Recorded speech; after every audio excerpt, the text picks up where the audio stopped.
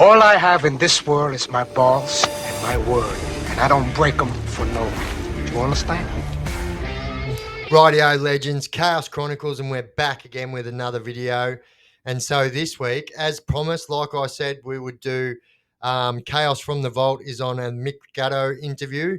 And so I thought no better way than to hear it than from Mick's mouth himself. You know, so many news and so many different people posted so much bullshit about Mick. And yeah, so I thought what better way than to hear it all from Mick's mouth. And yeah, before we get into it, guys, if you haven't already, please jump down there, shoot me a subscription. That'd be absolutely appreciated. And if you smash that bell icon, you'll never miss any of my clips again. You will get a notification every time I drop a video. And yeah, we've got paid memberships available, guys. They're not for everyone. They are paid, but you do get extra perks like extra videos and shorts, what the normal subscribers don't get. And we also have a Discord available now, guys, where the Chaos crew, everyone, myself, and all of the audience jump in there and have a chat, hang out. And yeah, it's a pretty cool place to hang out and chat to everyone. But yeah, all right. Well, let's get into it. Mick Gatto. Yeah, okay. The other thing that I was surprised about, because it doesn't sort of mirror with the image a lot of people would have of you, is with these Nigerians when they scammed you over the $100 bills. Do you know what I mean? Like, I'm not saying that you're naive or anything, but most people, they think Nigerians, they immediately think there's a scam coming. Do you know what I mean? Well, this was before, you know, we had the Nigerian. Everyone was everyone's a bit toey of them now, but them that time there when that happened, there was no stigma with the Nigerians. You know, there wasn't much. Some of my best friends are Nigerians, just for the record. Oh, mate, I've got nothing against them. I mean, like I've said in the book, the way they scammed us and the way they put it together and what they done, you know, I take my hat off to them. They deserve it. Yeah. You know, they were very, very professional at what they done, and you know, I mean, if I seen them, it might be a different story. But so what you're about to see is actually crazy that people had the dash to do this to Mick and his friends. You would see that, you know, this kind of business plan is not going to last you a lifetime, and you know, very, very silly people. But yeah, I can't believe that it actually worked. And like Mick says, this was before all this stuff was going on, so no, everyone was none the wiser. But yeah, you're about to hear some crazy stuff and how some people fooled Mick Gatto. you know, they were very, very good. Yeah.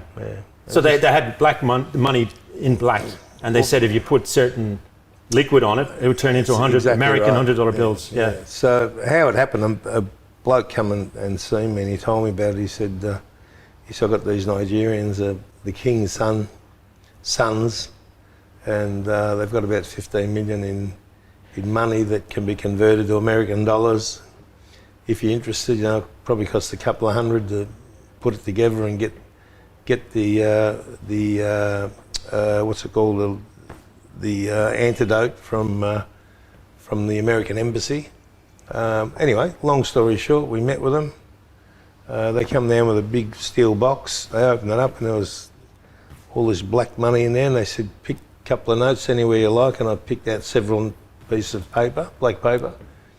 They went to the freezer and they pulled out these vials of this liquid, whatever it was, antidote, and they poured it on top of the black money and they washed it all under the tap, and sure enough, you know, there was $300 American. And you changed it in the bank. Yeah, so they accepted it. I bought them off them. I paid them the equivalent, and we took the one to the casino. They cashed it, one to the bank, and I forget what we've done with the other one, but it was legal tender. There was nothing wrong with it. So, but the rest of them weren't legal. The rest of them were just bits of paper. No, well, apparently I don't know how they done that. They must have pulled them out of there. So I don't know how they done it.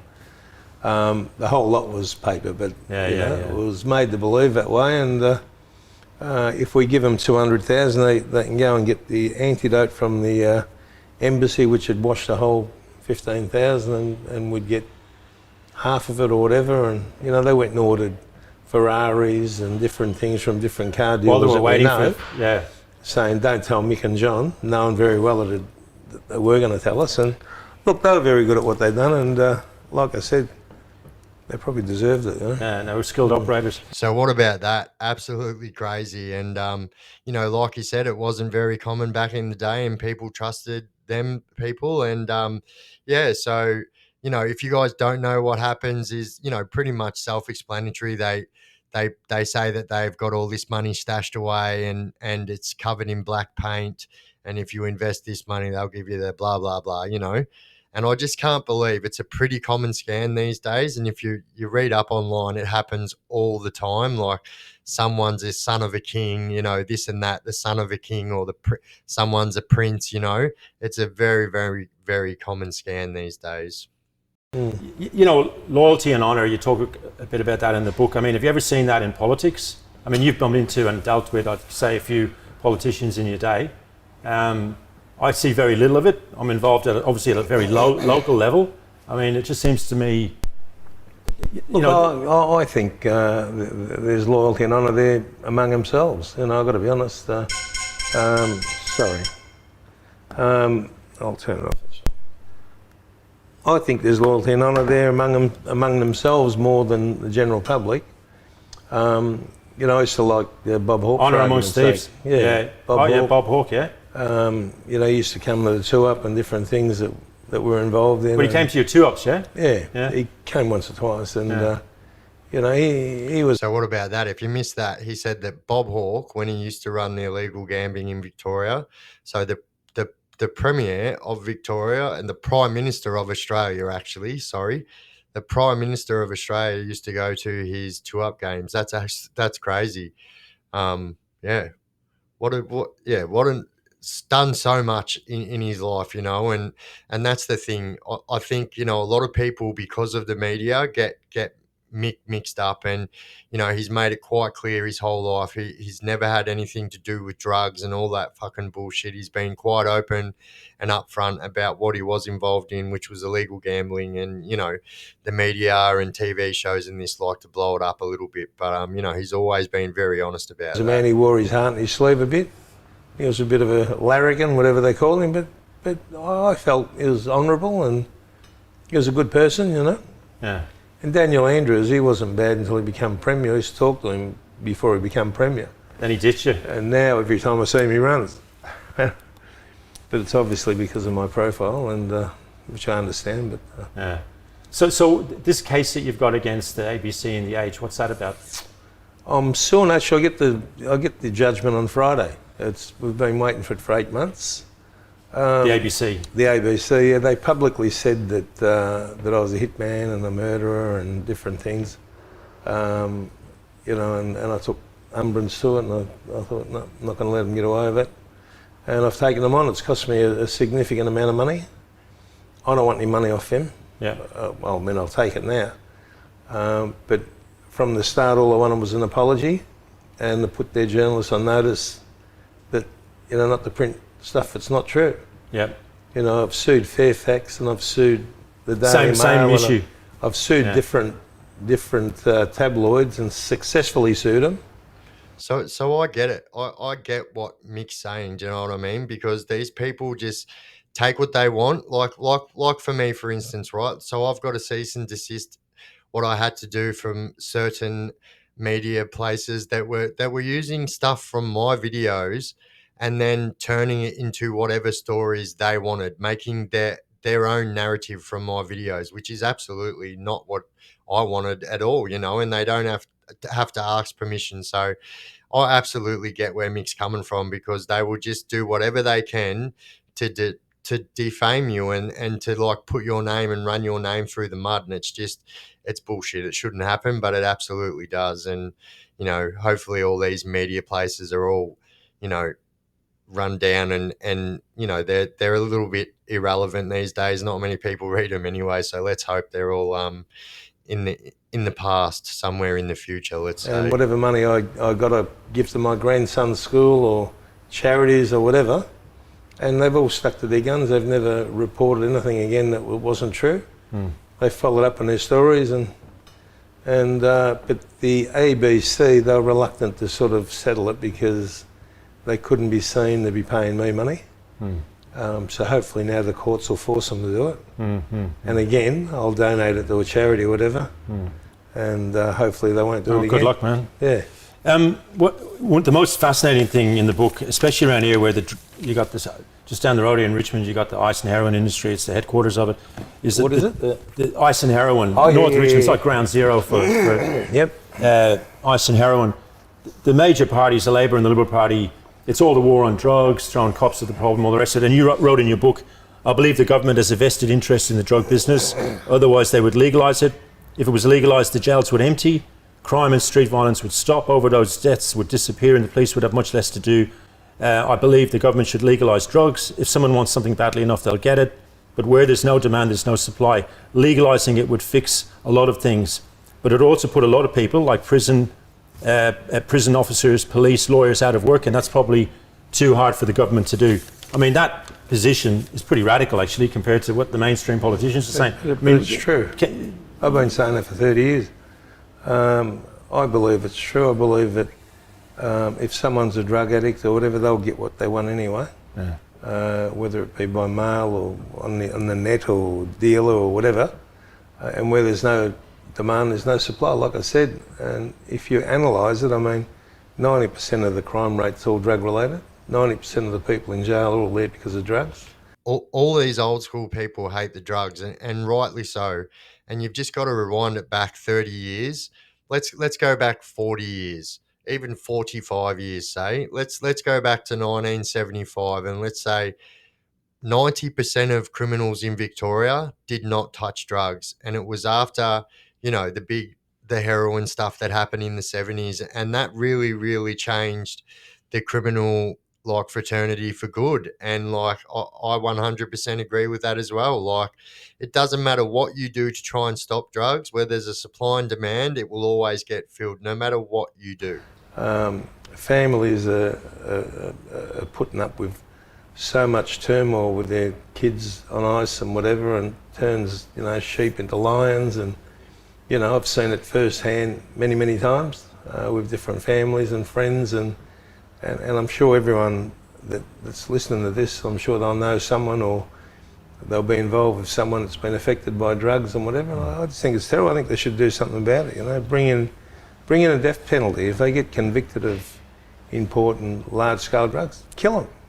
They're killing everyone else. So do you think that the politicians, there's just too much vested interest in doing that sort of policy? Well, like I said, vested interest, and I don't mean that they're drug dealers themselves. I mean, the vested interest is purely that it'd ruin the economy. Yeah. You know, it'd put that many people out of work. And, you know, really, if they want to fix it up, they could do it overnight. Yeah. If they took that radical view. Just on a different topic, you spoke in the book about kids being a product of their environment. Yeah. I mean, what did you mean by that? Do you think that people are born evil, or do you think that people get into doing dodgy things because of a product of their environment? I mean, I think everyone's born the same. You know, I mean, it's just the way they're brought up, the surroundings they're involved in. I mean, you know, if someone's got a drug addict for a mother and father, they haven't got much hope, have they? Yeah. If someone's got, you know, whatever, I mean, you have a look at it. I mean, of course they're all products of their environment. They all copy their mother and father and people around them, what they're doing. They want to do the same. Yeah. You know, if I was an armed robber, my kids would probably want to be armed robbers, you know what I mean? But you must have met you have, I'm sure, met some of the dodgiest buggers around here. I mean, have you ever met anyone that you thought that they were, like, born evil, you know? I mean, there's a TV show literally called Born Evil. I mean, is there a minority, is there a small minority of people that you think, no matter they came from a rich or a poor background, you know, they're dodgy? Yeah, the most evil people I've met are police and politicians.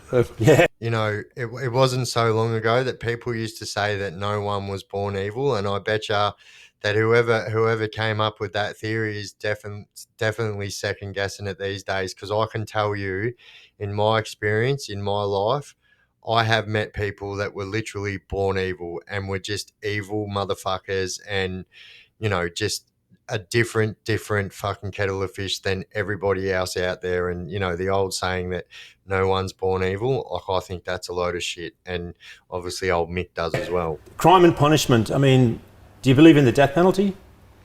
I believe in a death penalty. I do. If people are causing people to die, I believe in a death penalty. If someone is caught interfering with children or child molesters or things of that nature, maybe not death penalty, but castrate them and stop the urge and whatever. And look, I'd go a step further, say kill them. You know, I mean, we don't need people like in our society, you know, preying on children and things of that nature. Yeah, I do believe in it. So, with the justice system, I mean, with Gobbo, for example, do you think all her cases should be expunged? I mean, it's like she got people jailed. She was lagging on them to the police when she was supposed to be defending them. I mean, surely that meant that they had an unfair trial. 100%, and they're entitled to be let out, regardless of whether they're innocent or guilty. I mean, she's advised them to do what they've done. Like Mockbell, for argument's sake, she advised him to plead guilty. She advised him to take off overseas because they're going to charge him with murder, you know. And she done that with most of them. You know, she tried hard to get me too. And I mean, I never had any dealings with her that way, but you know, what I know about her today is just incredible that she went to that length and effort doing what she done, and she was left unscathed to do what she wanted. Yeah. And look, in answering your question, yes, they should be let go. And you know, that's a justice system. You know, you pay a lawyer to defend you and look after you, and you know, do things the right way, and they do it the wrong way like that, informing to the police. Well, you know, it's wrong. Yeah. There's nothing worse. I know. I thought, reading your book, I just think about the way you deal with. You've had a lot of tragedy in your life. You've had a lot of terrible things have happened in your life, and what really struck me was when you started your 14 months in remand. You said you were 140 k's at the time. You're 2.5 by 1.5 metre. I'm about there now. You're getting back there, yeah. Jail cell. You got a panic attack. You're stuck in there, isolated from your family, from your friends. God knows how long. At that stage, you didn't know how long you're going to be there, and you just worked through it. You just dealt with it. And well, the power of the mind's very strong, Steve.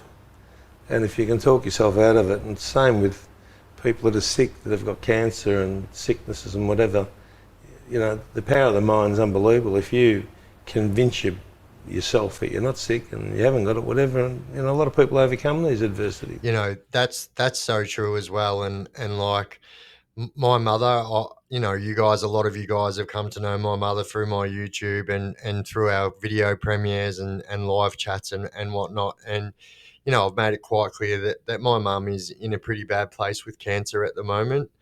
And, you know, my mum does have stage 4 cancer, and you wouldn't know. This is my mum's 7th time she's had cancer. And unfortunately, you know, it's taken it this long to get to, you know, this bad, unfortunately. But, you know, my mum, if you were to see my mum, you wouldn't know. You wouldn't know that she is stage 4, although she has shorter hair. Other than that, you literally wouldn't know. She lives every single day for the day, and absolutely believes in power of the mind, and so much so that, you know, I've made it pretty clear that I've got multiple sclerosis as well, and although, you know, a lot of it, you know, what I deal with, I've got from my mum, and not just with my health, but I've taken that same thing. But you know, these people, absolutely the power of the mind, and I 100% believe it. And you know, my mother is a testament to that 100%. Do you think that's like a generational thing? Do you think today's generation maybe don't deal with stress as well and difficulties as well as back in the day? Or do you think that's just today's generation? They're very spoiled. They've got everything they want, and I don't think they were bred or brought up to deal with stress the way that we did. You know, growing up when, you know, things were tough and it was different times, and I mean, they were beautiful times. I mean, you know, I don't, you know, I wouldn't look forward to the future.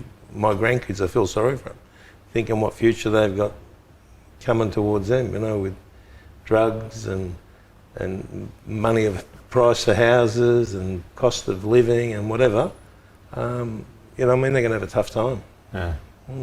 Just linked to that, I mean, back in the day, like a handshake was a handshake, and people by and large stuck to it. Nowadays, it's like a lot of people sort of get off and ripping each other off. It's, you know, even when you watch these reality TV shows, they celebrate backstabbing.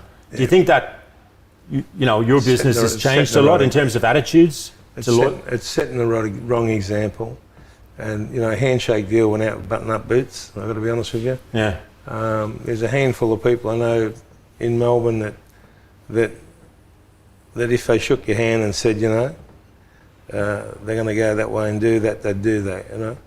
There's not many left, I've got to be honest. There's always, everyone's got an angle, everyone's got, you know, a reason for doing whatever they do, and it's just changed. It's not how it used to be. Yeah. And so what Mick's saying there is what I say all along, you know. There is just nothing in that life anymore, and the old honour amongst thieves, and, you know, like you said, that the old, you know, you could shake someone's hand and you would know that if you shook someone's hand that a deal would go through. And, you know, take it from Mick and take it from me, there is nothing in that life, and you know, it's every single person out for themselves, and it doesn't even matter why you enter that life. The outcome is always going to be the same, and yeah, it's just a shit life. And especially now, no honour amongst thieves. Everyone's snitching on you, everyone's robbing you, everyone's trying to sleep with your partner. It's just a putrid world. And yeah, you know, you're hearing it from people that know you. Mm-hmm. What your lawyer at that time was Robert Richter. He defended me a long time ago at Albert Park, and you've got a tattoo of his name on your body, apparently. Like, I mean, there it is. So tell me, what was it about him that you think he's... Because to me, he was the most amazing lawyer I've ever seen in my whole life. I mean, for you to put his name on your body... Robert Richter, he's, you know, one of the best barristers around. He takes pride in what he does. He spends hours on end putting cases together. With my case, for instance, he used to come in sometimes and he'd say, you know, I had a sleepless night last night thinking about this and that and whatever. And he just takes, you know, so much time and effort to sort of do the best he can and be the best advocate possible for his client. And that's the way I found him. I love the bloke. He done a tremendous job for me. And I can only highly recommend him. It's pretty fierce when you get somebody in the box too. He's great. He loves anything to do with guns and blood splatter and things of that nature, which, you know, involve my case. He loves all that sort of thing. Yeah, yeah. Like forensic evidence sort of. Yeah. He just a brilliant mind. He thinks outside the box. You know, he's great. I can't wrap him enough. Yeah, I love him. You'd be like a billionaire if you had $1 for everybody you dropped your name and said, I'm mates with Mick Gatto, pay me up or whatever. I mean, how do you deal with that? Must be a pain in the arse. My name gets thrown around like confetti, unfortunately, and sometimes I've taken action, you know, and sorted things out where, you know, I'll give you an instance that these old people were told I was going to go around there and burn their house down if they didn't pay whatever. I sorted that bloke out. But most of the time I just let it go in one ear and out the other. Yeah. Otherwise I'm going to I'll be in jail for the rest of my life, you know? Yeah. So unless it's really personal or something like that example. Or something to do with children or whatever, I just, you know, I just let it go in one ear and out the other to a certain extent. If someone rings me and says, oh, this bloke said blah, blah, blah, I just tell them, give them a foot up the backside for me, you know? So I deal with things that way, you know? If you could go back and meet Mick Gatto at the age of 20, what advice would you give to him as a man now of life experience? Mate, I would never have gone to jail.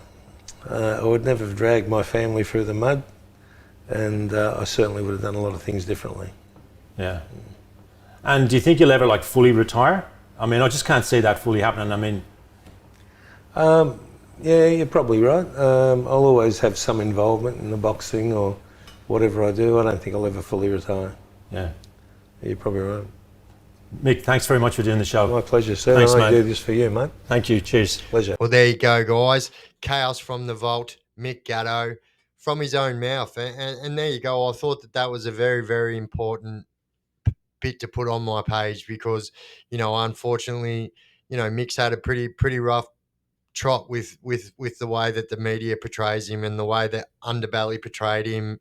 And obviously, you know, he's made it pretty clear his whole life that he has nothing to do with that side of crime when he was involved in that. Obviously, he's not involved in that anymore. And I just thought it was just very important to touch on this. And so everybody knew that, you know, Mick's just a family man that, you know, ultimately, you know, of course, you know, in self-defense, he killed Mick Gatto, killed Andrew Veneman and stuff like that.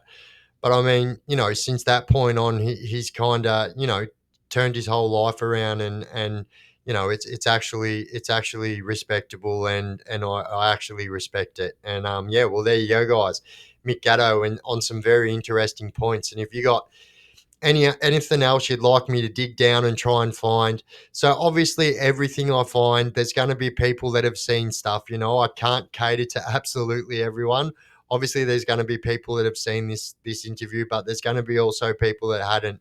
And yeah, I just thought it was important to add my bit in there about, you know, about the way Mick was and the way he is now, and how it sucks that people like us, when we do choose to turn our life around, still get labeled something that we're not. And, you know, it's absolutely putrid. It's 2025, and, you know, every single person on this planet deserves a second chance and a third chance and a fourth chance. And, you know, that's just human nature. And I guess, you know, that's the way of the world. But yeah, if you got anyone you'd like me to do Chaos on the Vault to, chuck it down there in the comment section of this video, and I'll dig deep to try and find footage that, you know, for the most part, a lot of people wouldn't have seen. And yeah, we'll do my best to find that footage for you guys. But all right, we that's it, guys. Chaos Chronicles, and yeah, we're pumping out different content and just trying to change things up all the time now, and just trying new things out. And yeah, this new series seems to be a good one too. So yeah, if you guys haven't already subscribed, please jump down there, shoot me a subscription. That'd be absolutely appreciated. And if you smash that bell icon, you'll never miss any of my videos again. You'll get a notification on whatever device you watch me on. And yeah, I have been the Chaos Chronicles. You've been absolutely awesome. Don't do drugs and crime, and you won't end up in prison. All I have in this world is my balls, my word, and I don't break them for